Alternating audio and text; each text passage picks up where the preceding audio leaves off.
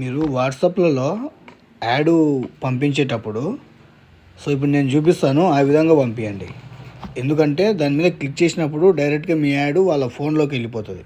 ఇప్పుడు ఈ గ్రూప్ ఉందనుకోండి, రియల్ ఎస్టేట్ గ్రూప్, దీంట్లో కింద అటాచ్మెంట్కి వెళ్ళండి. ఇక్కడ డాక్యుమెంట్స్ అని ఉంటుంది, దాని మీద క్లిక్ చేయండి.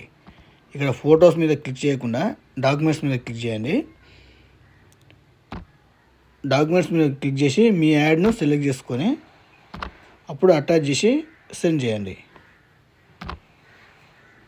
ఇలా సెండ్ చేస్తే మీరు పెట్టినటువంటి యాడ్ ఈ విధంగా వెళ్తుంది. ఇప్పుడు ఈ గ్రూప్లో ఈ విధంగా వెళ్తుంది అన్నమాట యాడ్.